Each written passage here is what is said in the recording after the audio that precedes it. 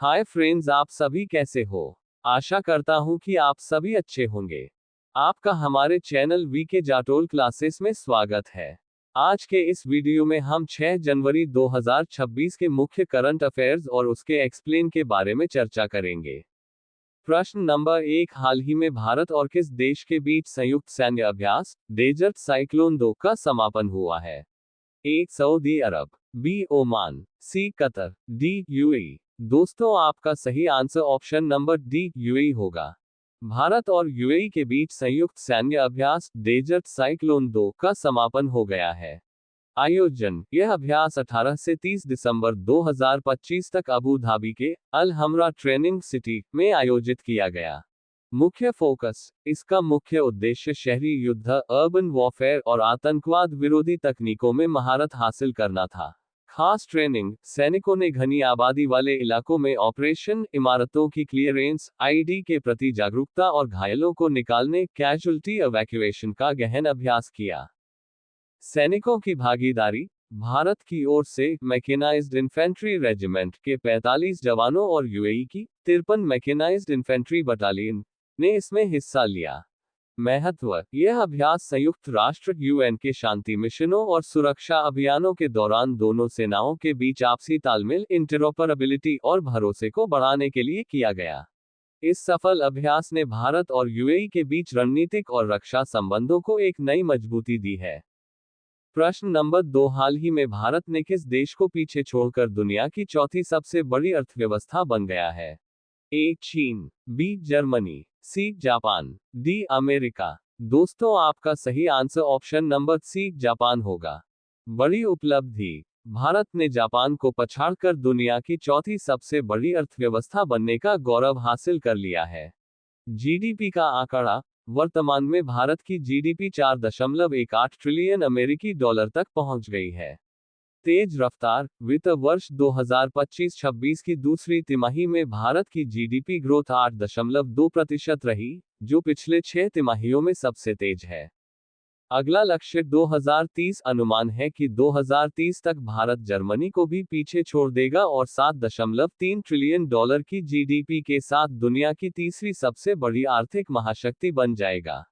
कारण: मजबूत घरेलू खपत, कड़े सुधार और वैश्विक एजेंसियों आईएमएफ, वर्ल्ड बैंक का भारत की ग्रोथ पर अटूट भरोसा इस कामयाबी की मुख्य वजह है। वर्तमान स्थिति: अब भारत से आगे केवल अमेरिका, चीन और जर्मनी ही रह गए हैं। प्रश्न नंबर 3, पारंपरिक डाक सेवा को बंद करने वाला पहला देश कौन सा बना है? A Norway, B Denmark, C Sweden, D Finland. दोस्तों, आपका सही answer option number B Denmark होगा। बड़ा फैसला: डेनमार्क दुनिया का पहला ऐसा देश बन गया है जिसने सरकारी स्तर पर चिट्ठियों की डिलीवरी यूनिवर्सल पोस्टल सर्विस पूरी तरह बंद कर दी है। 401 साल का इतिहास: इस सेवा की शुरुआत साल 1624 में हुई थी। 30 दिसंबर 2025 को सरकारी कंपनी पोस्टनॉर्ड ने अपनी आखिरी चिट्ठी पहुंचाई। क्यों लिया गया फैसला? डिजिटल क्रांति, ईमेल, सोशल मीडिया और डिजिटल मेलबॉक्स के कारण पिछले 25 वर्षों में चिट्ठियों की संख्या में 90% से ज्यादा की गिरावट आई है।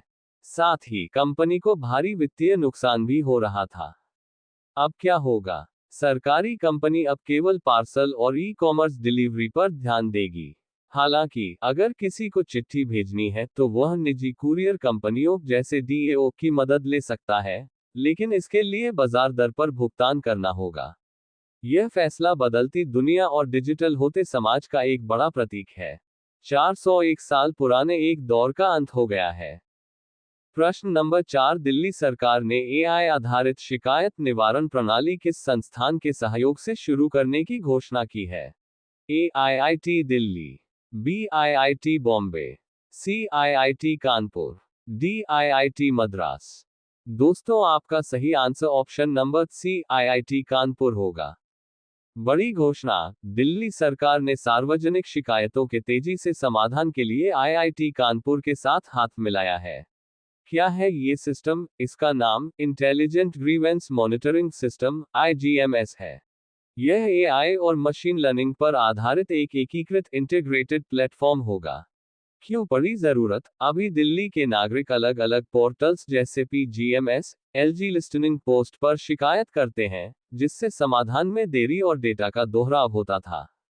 खासियतें: एक, सभी शिकायतें एक ही डैशबोर्ड पर दिखेंगी। 2, एआई की मदद से शिकायतों को सीधे सही विभाग तक पहुंचाया जाएगा। 3, ये सिस्टम बार बार होने वाली समस्याओं के मूल कारण रूट कॉज की पहचान करेगा और स्पैम शिकायतों को हटा देगा। आईआईटी कानपुर की भूमिका: संस्थान इस सिस्टम का विकास, साइबर सुरक्षा ऑडिट और इसका रखरखाव मेंटेनेंस सुनिश्चित करेगा। फायदा: इससे सरकारी सेवाओं में पारदर्शिता बढ़ेगी और नागरिकों की समस्याओं का निपटारा बहुत कम समय में हो सकेगा। प्रश्न नंबर 5, हाल ही में इमोइनु इरादपा त्योहार किस राज्य में मनाया गया है? A. Assam, B. Mizoram, C. Manipur, D. Nagaland. दोस्तों, आपका सही answer option number C Manipur होगा। प्रश्न नंबर 6, दक्षिणी ध्रुव तक स्कीइंग करने वाली सबसे कम उम्र की भारतीय और दुनिया की दूसरी सबसे कम उम्र की महिला बनने का रिकॉर्ड किसने बनाया है? A. Tilottama Sen, B. Kamya Karthikeyan, C. Avani Lekhara, D. Sania Mirza. दोस्तों, आपका सही answer option number B Kamya Karthikeyan होगा। बड़ी उपलब्धि: भारतीय नौसेना अधिकारी की 18 वर्षीय बेटी काम्या कार्तिकेयन ने दक्षिणी ध्रुव तक स्कीइंग करने वाली सबसे कम उम्र की भारतीय और दुनिया की दूसरी सबसे कम उम्र की महिला बनकर नया रिकॉर्ड बनाया है। कठिन चुनौती: काम्या ने यह उपलब्धि 27 दिसंबर 2025 को हासिल की। उन्होंने 0 से 30 डिग्री नीचे -30 डिग्री सेल्सियस के जमा देने वाले तापमान और बर्फीली हवाओं के बीच करीब 115 किलोमीटर 60 समुद्री मील की दूरी तय की। कड़ी मेहनत: इस पूरी यात्रा के दौरान उन्होंने अपने साजो सामान से लदी हुई स्लेज को खुद खींचते हुए 89 डिग्री दक्षिण से दक्षिणी ध्रुव तक का सफर पूरा किया। गौरव का क्षण: भारतीय नौसेना ने सोशल मीडिया पर वीडियो साझा कर काम्या को बधाई दी है। वे नेवी चिल्ड्रन स्कूल की पूर्व छात्रा भी रही हैं और पहले भी कई पर्वत शिखरों को फतह कर चुकी हैं। काम्या की यह सफलता न केवल उनके साहस को दर्शाती है, बल्कि वैश्विक स्तर पर भारत का मान भी बढ़ाती है। प्रश्न नंबर 7, हाल ही में हरियाणा के पुलिस महानिदेशक डीजीपी के पद पर किसे नियुक्त किया गया है? A. Sanjay Beniwal, B. Pankaj Jain, C. Ajay Singhal, D. OP Singh. दोस्तों, आपका सही answer option number C Ajay Singhal होगा। प्रश्न नंबर 8, हाल ही में नेशनल शूटिंग चैंपियनशिप में नीरू ढांडा ने कौन सा पदक जीता है? ए. स्वर्ण पदक, बी. रजत पदक, सी. कांस्य पदक, डी. कोई पदक नहीं। दोस्तों, आपका सही आंसर ऑप्शन नंबर ए स्वर्ण पदक होगा।